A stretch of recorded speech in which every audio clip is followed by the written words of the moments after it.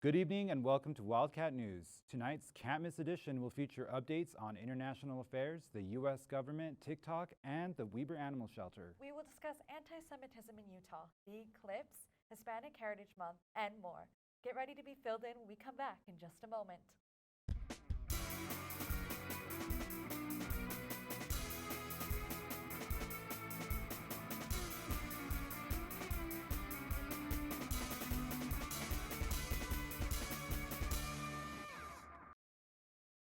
In international news, Israel refuses aid to come into the Gaza Strip until the Hamas release their hostages. Israel has turned off electricity and water in the area and stopped food deliveries. International aid groups worry this will only worsen the situation. The war on Ukraine is spilling over into neighboring countries as Russian drone was shot out of Romanian airspace. These recurring incidents have left Romanians nervous and Romanian officials frustrated. French troops are leaving Niger months after a coup kicked out the democratically elected president. Experts worry that with the French leaving, it could leave a security vacuum in the nation, allowing insurgent groups to surge. Costa Rica and Panama announced a new plan to bus migrants traveling through the jungle trail of the Darien Gap. Migrants will be sent through Panama to the Costa Rican Migrant Center. Officials hope this will disrupt smuggling networks and assist migrants traveling from Colombia, Venezuela, and Ecuador. Global events are important for us to understand and follow to feel interconnected with the world. Now, let's focus on the developments that directly impact us here in our own nation. Last week, Kevin McCarthy was voted out of his position as Speaker of the House. Official voting for a new Speaker is still coming, and the current acting interim Speaker is Patrick McHenry. According to the NPR, McHenry told Nancy Pelosi and her staff to vacate their office via email. This message was sent on October 3rd. The same day McHenry stepped into his temporary role, the email also noted the office locks would be changed the next day. ACT test scores have hit a 30-year low. The average score was 19.5 out of 36. Utah's scores are slightly higher at 19.9. According to the ACT nonprofit organization, this means that students aren't set up for college success. While some schools are phasing out standardized test scores when considering admissions, scores can be helpful for course placement. President Biden has set aside $7 billion to encourage the development of hydrogen fuels. This funding is part of a plan to create 7 hubs of clean energy around the nation, progress towards the goal of net zero emissions by 2050. For the first time in 3 years, this month, federal student loan payments are due for 43 million Americans. Since the COVID-19 pandemic, student debt payments have been on hold, but payments will begin again October 19th. Last week, President Joe Biden announced $9 billion more in United States loan forgiveness. This response evoked Plan B for the Biden administration, which is a proposal that can both create student debt and allow the president to cancel them if passed. Biden's campaign angles loan forgiveness for re-election as 3.6 million loan borrowers will have a grand total of $127 billion in debt wiped away in the coming months. More on this story as it develops. At the Student Senate meeting last Monday, Young Democratic Socialists of America announced plans for a campaign to get the university to drop its late fees on tuition. The campaign began in March 2021 and picked up steam after a student shared with them that they accumulated over $600 in late fees during the course of one semester while they were hospitalized and unable to make payments. The student-led effort has gathered over 400 signatures for their petition and has been in touch with Weber State's President Brad Mortensen. The Senate meeting announcement came after the group successfully received a resolution from Senators Olson and Woodbray in the 2021 school year. Their latest effort keeps the campaign fresh in the minds of students. The group hopes that their effort will increase pressure on the university to adjust its late policy and end the use of late fees, interest fees, and collection fees, and replace fees with a pre-existing hold, which prevents students from adding or dropping courses, graduation, and the printing of transcripts. The Student Senate wants to show students that the democratic process works, so students aren't discouraged from participating in future elections on a state and national level. This next story is about TikTok, the social media platform that has become a global sensation. Let's hear more from Gretel Monjar. Last Tuesday, Governor Cox, along with Attorney General Reyes, announced that Utah will be suing TikTok over claims that it is harmful to children. I talked with Stephen Salmon, a lawyer and an instructor at Weber State, for more insight. Utah is saying that TikTok is not following the rules, that they're doing things illegally. So what Utah is attempting to do is they are attempting to force TikTok to change. After an investigation into the video-based social media app, Utah is arguing that TikTok has intentionally deceived its users over its addictiveness and safety. It's a big time suck for me. It's pretty, you can just get scrolling on it, so I decided to get rid of it to save some time. There are also concerns over TikTok's connections to its China-based parent company, ByteDance. Out of country, because it's not made in the United States. That's like a really big thing that people have, is it should be from here. And because it's another country and they're taking in data, it doesn't matter what data. Like, it's somebody else, it's not us. Therefore, it's not okay. Even though we have plenty of things that are out of country that do that, and we have things in our country that do that. The lawsuit is citing 2 counts of deceptive business practice and 1 count of unconscionable business practice. Even before the lawsuit was announced, social media was on parents' minds. I talked with Carrie DeCourcy and her daughter about social media and the discussions they've had. Talked about why and kind of the things that are on there, and she's even mentioned I don't think I want it either. So yeah, probably not anytime soon. You are looking at willy-nilly who knows what stuff. Even if the case never sees a judge or the inside of a courtroom, it's not going to be the last we're hearing of this issue. Utah is only the latest state to file a case like this, and in September, the Supreme Court announced it is accepting a case that will debate what rights states have in situations like this. I'm Gretel Monjar for Wildcat News. Thanks, Gretel, for bringing attention to the somber realities faced by animals. The Weber Animal Shelter has been forced to euthanize animals because of overcrowding. Lisa West, the adoption specialist, says new dogs keep arriving, but not many are being adopted, and abandoned animals have no place to go. At the Weber Animal Shelter, more than a dozen pups were euthanized. Dogs like a German Shepherd mixed Tucker won't be here if they aren't adopted soon. But West hopes this doesn't come to this. West says that the good news is that this past Tuesday, a family walked out with a 2-year-old white pit bull, and he was ready to fit right in with his family. This gives West more hope for pups finding their homes.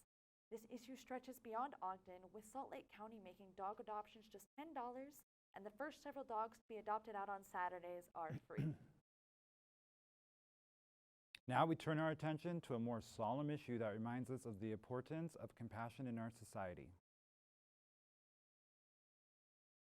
Anti-Semitic hate crimes have begun to rise at an alarming rate in the United States. Earlier this year, the Anti-Defamation League issued a report stating that 2022 held the highest number of anti-Semitic crimes to date, and they've only risen in 2023 due to the problems in Israel.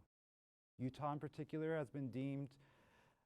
Unfortunately, we are seeing a rise in anti-Semitism on both the far left and the far right in our country, and we are seeing increased polarization in our country, and extreme views on both sides, and leaders who are perpetuating that type of hate speech and also failing to condemn it.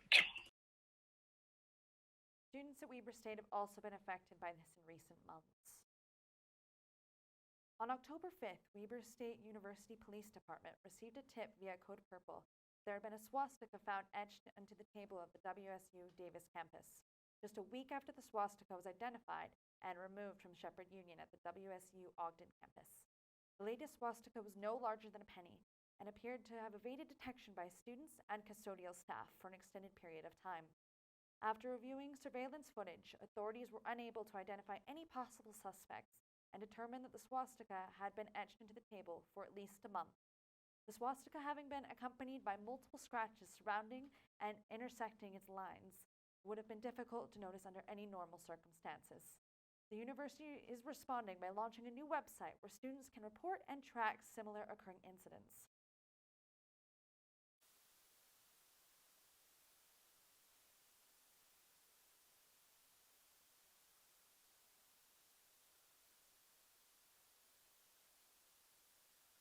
The university is actually developing a system right now where they will report those things, and it's much like other universities.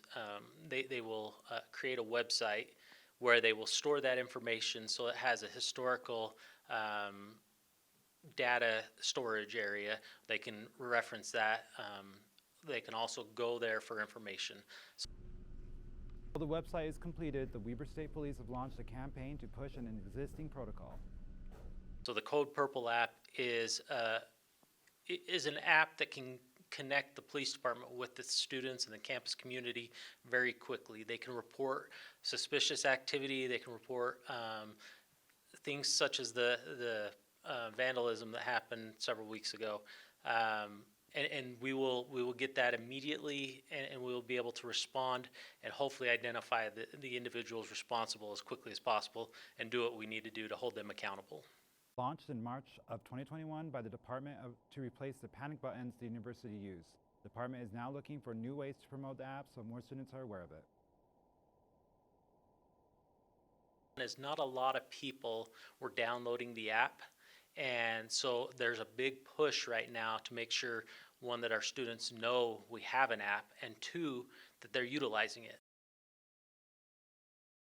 Switching gears, the lunar eclipse happened just last week. Here's Kennedy Camarera on more details. Antelope Island State Park welcomed a crowd of people on October 14th during their annular solar eclipse watch party. John Armstrong, who is the professor of physics and astronomy and director of the Ott Planetarium at Weber State University, will tell us a bit about the eclipse. So we're having an eclipse that's going to cross the entire state of Utah. It's called an annular eclipse, and this happens when the moon is not quite large enough, its apparent size from where we are, to cover the sun entirely. So the moon passes in front of the sun, and it's still going to let some light from the sun through, and that light is going to be seen as a ring around the sun if you happen to be in the proper location. Cloudy weather made the solar eclipse hard to witness, but that did not stop families from hanging around to get at least a glimpse of the solar eclipse through the clouds. We have been watching the weather, and that this band of clouds is going to move out. It is. The sun is hitting our faces. I'm so excited. 40-degree Fahrenheit weather pushed people to jump into their cars in order to warm up and experience the eclipse. The annular solar eclipse is expected to last from around 9 a.m. to noon, although, as you can see, the clouds are still keeping us from seeing the annular solar eclipse. So Antelope Island State Park may have to just wait until 2046, which is when the next annular solar eclipse is expected to be seen in Utah. This is Kennedy Camarena reporting from Antelope Island State Park. These days, it's impossible not to notice the vibrant fall colors all around northern Utah. But have you ever wondered what causes those leaves to go from green to orange, yellow, and red? Here's Weber State University's Assistant Professor of Plant Physiology, Carrie Moko, to answer that question. The changes that you're seeing are due to the changes in the pigments that you're seeing in the leaves. Normal green leaves appear green because of the green pigment in the structure called a chloroplast. A chloroplast is filled with chlorophyll that allows a plant to photosynthesize or to make its own food. As the chloroplasts degrade, which means that they break down this time of year due to the colder temperatures and less daylight hours, what becomes unmasked are the different pigments in the leaves. People can expect to see the leaves drop by the end of October as the fall season comes to a close and winter rolls in. In other news, Weber State University has found a new director for the Center of Belonging and Cultural Engagement. Guy Mundell's provided us with more information. After an extensive job search involving a number of extremely qualified candidates, the Center for Belonging and Cultural Engagement, otherwise known as the CBCE, has finally chosen its new director. His name is Brandon Flores. Applied for this position, number one, because it has deep personal meaning to me. This was a haven for me when I was navigating the tumultuousness of higher education, and trying to navigate the system here and try to find my footing at this campus. This was a place that helped me to feel like I belonged. It helped empower me to stretch myself, and it introduced me to so many people I never would have met had I not come and gotten involved in these centers. And so to me, that's the basic reason why I applied. But beyond that, this institution, just like institutions throughout the country, is really in need of programming that creates a greater sense of belonging for students. I love working with Brandon because he's positive. He likes to look forward. He doesn't like to look back. He's an executor, which I love because I'm an executor. And I think that's really what this area needs. And I think they need that positivity. And I think he really likes growth. He really strives for that. It looks like everybody is really excited to see what Brandon Flores can do as the CBCE's new director. And they're also excited to see what new developments come in regards to the new cultural centers. These are places of learning where people could come together and learn from one another, but also challenge. We can challenge ourselves in our own thought processes and do exactly what higher education is meant to do, and that is to help us to think beyond the parameters in our own bubble, but think higher, and have a deeper experience when it comes to learning and developing and growing as human beings. This has been Sky Mundell with Wildcat News. Back to you.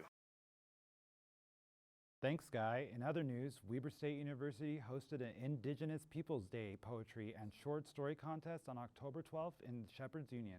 The event was canceled due to a lack of poem submissions. The director of the Indigenous Peoples Day poem event, Monica, talks more in depth about why Hispanic Heritage Month is important to Weber State students. Weber State has been working very intentional to create an emerging Hispanic institution. The Hispanic Heritage Month has grown for the last 8 years. Every year we see more participation, more requests, more interest in faculty, staff, and student leaders to have a programming for the campus community. It is very important because through the Hispanic Heritage Month, we embrace who we are. We educate campus about who we are as an individuals into the American society. She also states that the cancellation of the event didn't affect her, but the Indigenous Day event is a way for students to bring their creativity and show off their skills. So we're going to be now working in a partnership with the English department, who was able to find out about the poetry contest a couple of weeks ago, and we will try to establish the event in the spring. Ending off today's broadcast, this story is about diversity and the spread amongst Weber State's campus. Let's go to Lexi Andrew for more information. Weber State University has a diverse student population. This diversity continues to grow as more international students are deciding to come to WSU. So the international students, they do bring quite a bit of diversity on campus, not just diversity of countries, but diversity in learning. So in the classrooms, they have, they bring the potential to improve or increase the interconnectedness, or the expand on the cultural and the cultural aspect of learning, and bring a whole lot of diverse ideas as well into the classrooms.